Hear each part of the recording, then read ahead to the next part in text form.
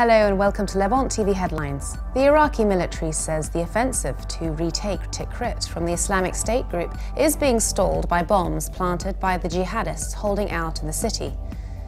Egypt's public prosecutor has said a police officer shot and killed woman activist Shaima Sabai, whose death last January during a protest marking the 2011 popular uprising caused an outcry. The United States Embassy in Saudi Arabia said it would remain closed to the public for a third day because of security concerns. Yemen's Houthis have removed the Air Force chief for refusing to provide them with air support and replaced him with a general who is closer to their group. And US Secretary of State John Kerry and Iranian counterpart Mohammad Javad Zarif continue to make progress in negotiations as the clock ticked down on reaching an elusive deal on Tehran's disputed nuclear program. Now let's take a look at the top headlines in today's newspapers in the Middle East.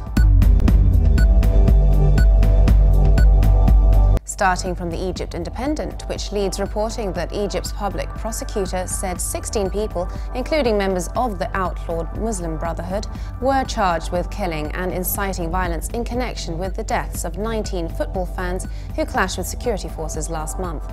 The paper also reports that the Slovakian company Aeromobile has unveiled the prototype of a flying car expected to be ready for sale by 2017.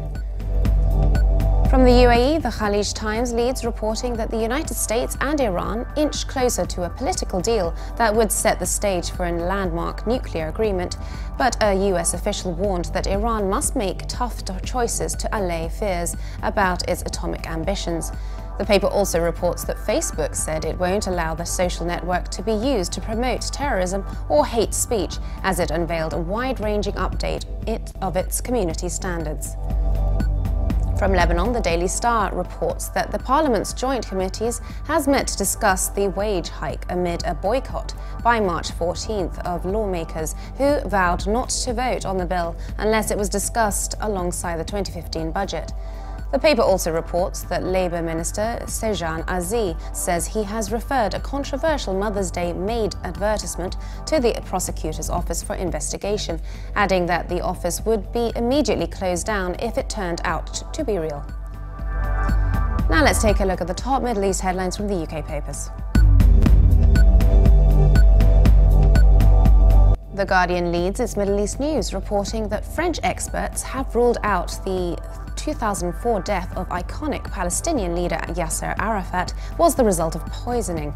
The prosecutor of the western Paris suburb of Nanterre said the experts found there was no foul play in Arafat's death, which sparked immediate and enduring conspiracy rumors. The Telegraph leads its Middle East news, reporting that Israelis are voting in parliament elections after a heated 3-month campaign that ended with a dramatic last-minute pledge by Prime Minister Benjamin Netanyahu to prevent the establishment of a Palestinian state.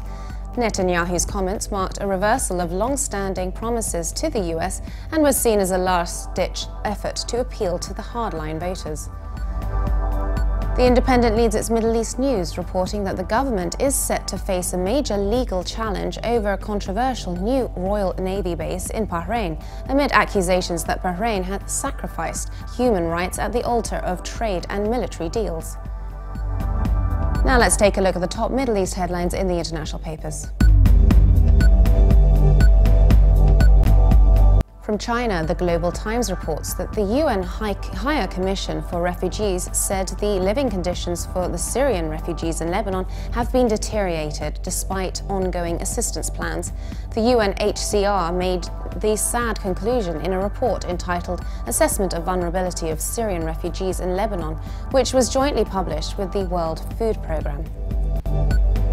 And finally, Germany's Deutsche Welle reports that an Egyptian court has condemned Muslim Brotherhood spiritual leader Mohammed Badi and 13 other people to death for planning attacks on police and army institutions that were aimed at sowing chaos. The group was accused of creating an operations room to organize strikes against the state after the army ousted former President Mohamed Morsi in July 2013. And for more updates, please visit Levant.tv. Thanks for watching. Be sure to join us again tomorrow. Bye for now.